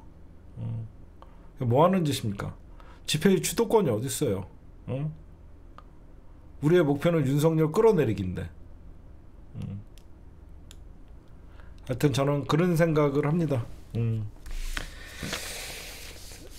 진짜 여러분들 23일 전당대회 이후에 민주당이 본회의에 이제 법사위에 상정을 한다고 하니까 김건희 특검, 한동훈 특검 어떤 식으로 여러분들이 방향이 흘러나가는지 여러분들이 보시면 아마 원래 우리가 볼 때 싸움 구경이 제일 재밌잖아요, 그렇죠? 싸움 구경이 제일 재밌으니까 저번에도 잠깐 말씀드렸듯이 민주당 전당대회는 8월 18일 그러고 나서 이제 국힘당이나 검찰들이나 사법부가 이재명 당대표를 9월 안에 어떤 1심 판결이나 뭔가를 내놓으려고 할 겁니다. 그래서 이재명 사법 리스크를 띄워갖고 뭔가를 지랄을 하겠죠. 근데 10월 달부터는 또 여러분들 그렇게 큰 걱정 안 하셔도 돼요. 왜냐면 10월은 또 야당의 계절이잖아요. 국정조사가 발동이 됩니다. 의무적으로 국정조사가 발동되기 때문에 9월부터 12월까지는 거의 이제 나 죽었다 생각할 수밖에 없는 게 현 정부고, 그런 국정조사 과정에서 여러 가지 의혹들이 또 나오면 그것도 의외의 사건으로 또 탄핵과 연결될 수도 있고, 이제 12월 되면 예산 전쟁이 펼쳐지고, 그러면 또 이 정부가 예산을 얼마나 제대로 못 잡기 때문에 세수가 구멍이 났나, 파란만장한, 그러니까 좋은 날이 하나도 없을 거예요. 민주당에게는 전혀 불리한 정치적 타임라인은 없습니다. 민주당이 지금같이 단일 대우로 검사 탄핵 이어서 추가적으로 여러 가지 이제 방통위원 이진숙도 또 탄핵시키고, 민주당이 속도전에 발맞춰서 잘 싸우고 있으니까 여러분들이 민주당이 조금 어떤 마음에 안 드는 모습이 있어도 지금은 무조건 우리 시민사회와 민주당 그리고 조국혁신당 이런 정당들은 유대관계가 잘 돼서 여차하면 시민들이 광장으로 뛰어나갈 수 있는 어떤 그런 채비를 취하고 있으면 될 것 같아요. 그럼 11월 달 되면 이제 도란프가 돌아오면 사실상 국힘당은 잣대는 거고, 그렇죠? 도란프 오면 문프 윤석열한테 문프 막 그러고, 정은킴 롱타임 노씨 그러면서 I will be back. 그럼 나 돌아올 거야 라고 하면서 정은한테 도란프가 나 돌아온다 그랬지. 그래놓고 그 윤석열도 그 부르야 되는 거 아닙니까? 그러면 도라이 말을 맑게 못 알아들어요. 그러면서 도란프랑 김정은이랑 또 둘이 만나면 왜 저는 안 부르십니까? 너는 안 돼요. 너는 뭐 이렇게 그럼 왕따 다는 거죠. 그럼 또 윤석열 패싱. 윤석열 패싱.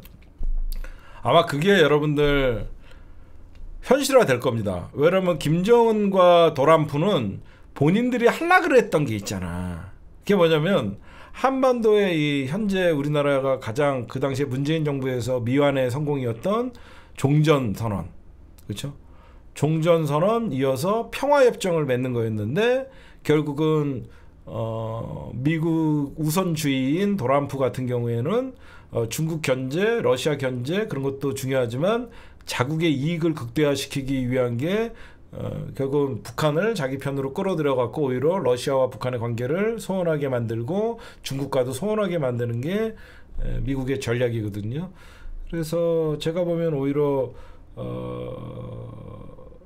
우리가 저는 솔직하게 얘기할게요. 도란프가 되든 바이든이 되든 결국 미국 대통령이에요. 그렇죠? 우리 착각하면 안 돼요. 뭐 도란프가 되면 더 좋고 뭐 바이든이 되면 더 좋고 그런 건 없습니다. 그냥 미국 대통령이에요.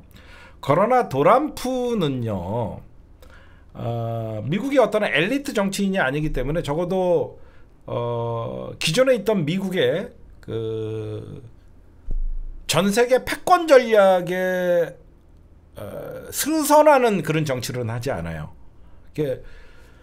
결국 왜 도란프가 대통령이 되면 일본이 등한시되냐면 우리가 도란프를 응원했던 것 중에 가장 큰 이유 중에 하나는 일본보다 우리나라를 더 우선시해 줬으니까.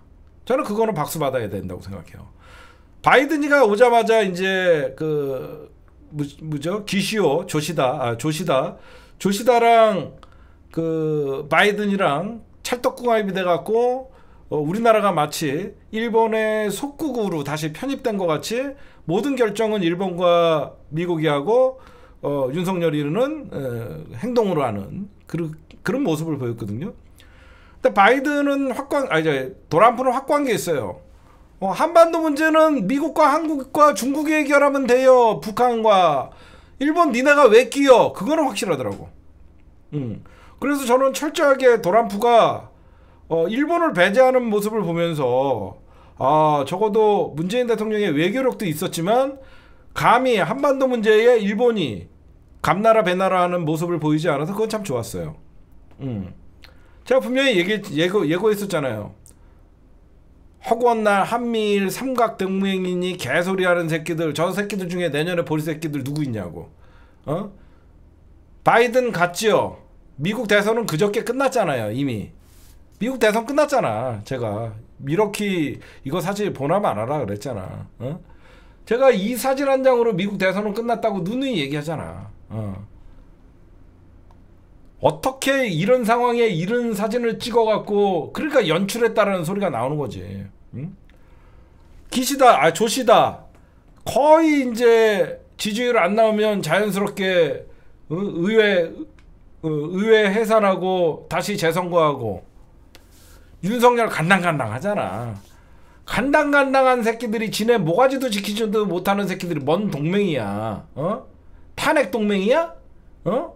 날아가는 거 동맹도 아니고 개소리들 하는 거 아니야. 그래서 제가 쟤네들이 하는 거는 별로 영향력이 없을 것이다. 응? 쟤네들이 하는 거는 별로 영향력이 없을 것이다. 그런 얘기를 했었잖아요. 그쵸?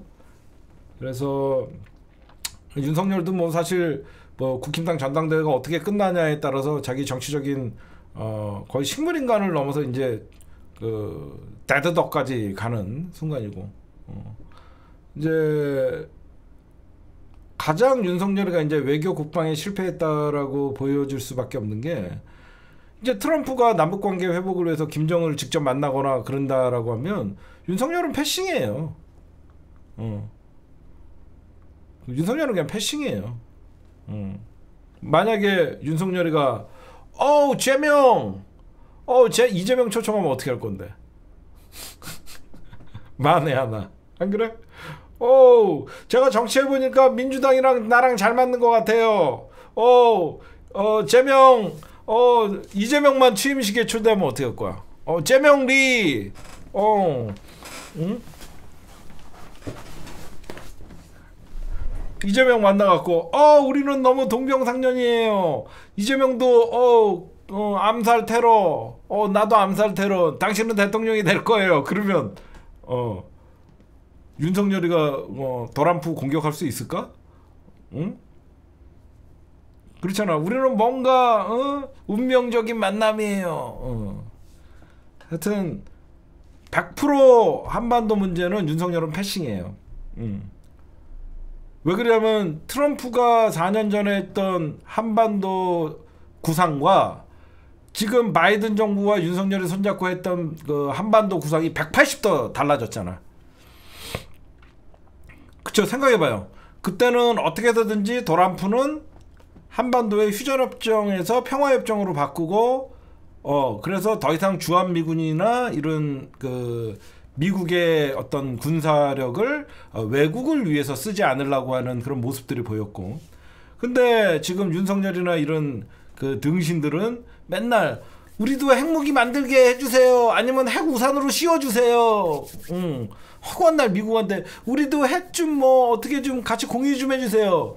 이런 도라이 새끼야. 우리의 핵을 너네한테 어떻게 그 핵가방 버튼을 니들도 누르게 해달라고? 이런 도라이 새끼 딱이 맞죠? 그쵸? 생각해보세요. 핵 공유라는 말이 미국이 들으면 기가 찬 일이잖아요. 응? 미국의 전략적인 핵자산을 한국과 공유한다? 말 같지도 않은 소리죠. 미국이 왜 핵무기를 우리나라와 공유합니까? 그럼 말 같지도 않은 소리, 뭐 핵 공유, 바보 같은 소리예요, 그거. 미국이 여러분들은 얼마나 눈치가 빠른데 이미 우리나라도 벌써 윤석열 잣됐다 싶으니까 미국의 도란프 캠프에 사람 보냈다는 소리도 있는데, 내가 솔직히 알아보니까 지금 윤석열도 이제 이러다가 날리면인지 바이든인지 얘네 쫓아다니다가 조시다 얘네랑 셋이서 맨날, 제가 그래도 3년째 나토에 이렇게 참석하는 이유는 저희 부부가 이번에 하와이에서 잠깐 그 추억을 만들고 그 다음에 우리가 이쪽으로 넘어왔지만 저희는 그래도 아무 상관없는 나토에 3년 연속 왔습니다. 뭐 미국에 뭐 이런 도장 찍으려고 왔겠죠. 근데 트럼프 입장에서는 이번에 부통령을 아마 굉장히 미국 우선주의 사람 극우에 뭐 그러더라고. 그러니까 트럼프 정권이 이제 한반도 정책을 어떻게 할 것이냐. 그러니까 트럼프가 한반도 정책에서 가장 중요시하는 건 뭐냐면요, 중국 견제는 똑같아요. 근데 중국의 견제 방식이 바이든 정부보다 더 셉니다. 바이든 정부보다. 그리고 오히려 도란프는 러시아와 적대적인 관계를 하지 않을 거예요. 만약에 도란프가 되면 우크라이나 전쟁은 끝납니다. 도란프가 대통령 되는 순간 도란프는 딱 있어요. 왜 남의 나라의 전쟁에 우리나라 돈을 씁니까? 어우, 다 돌아와. 컴백홈 하면서 미군 다 빼요. 그럼 왜 그러냐면 도란프 입장에서는 러시아와 잘 지내는 게 도란프가 집권하는데 좋거든요. 우리가 다 그렇게 보고 있거든요. 그럼 우리 입장에서는 굳이 우리가, 여러분 생각해보세요. 윤석열 정부가 얼마나 대한민국 국민들의 생명과 안전에 위협을 가하고 있냐면요, 우리가 만약에 우크라이나에다가 무기를 대주는 순간 러시아 입장에는 어떻게 되죠? 우리나라는 그냥 적대국이 되는 겁니다. 지금 러시아는 우크라이나와 영토전쟁을 하는 거예요. 영토전쟁을 펼치고 있는데 우리나라가 우크라이나에게 무기를 대주는 순간 우리나라도 공격 목표가 되는 겁니다. 그러면 우리나라가 하늘에 또다시 칼기 폭파 사건이니 뭐니 그런 사건들이 안 발생할 수가 없는 거예요. 대통령의 선택 하나가 잘못되는 바람에 해외에 나가서 우리는 국민의 생명과 안전이 불안해지는 겁니다. 그렇잖아. 우리가 만약에 여러분들 북한과 만약에 전쟁이 났어요. 북한과 전쟁이 났는데 중국에서 계속 북한에다가 무기를 대줘요. 그 무기가 누구한테? 우리나라 죽이라고 주는 거잖아. 똑같은 거야. 러시아 국민들이 볼 때는 우크라이나와 전쟁을 하고 있는데 우리나라가 우크라이나에게 무기를 대주면 그 무기가 결국은 러시아인을 죽이는 거잖아요. 그럼 우리나라는 여러분들 러시아 국민들 전체를 적대시하는 거죠. 중국도 마찬가지죠. 중국과 대만은 영토 분쟁이에요. 그렇죠? 영토 분쟁에 우리나라가 끼어들어갖고 대만 편을 들어준다? 그럼 중국의 국민들은 18억 국민들은 우리나라를 적대시하는 겁니다. 왜 남의 나라 전쟁에 끼냐고요. 응? 이건 내가 할 소리는 아니죠. 왜 남의 일에 끼어들어갖고 그 2년 동안 그 하바리 새끼들이랑 싸우고 제가 할 소리는 아니죠. 왜 끼냐고요. 응? 제가 보면 그런 것들은 좀 문제가 있다. 여러분들에게 말씀을 드립니다. 오늘 심층 분석은 여기까지.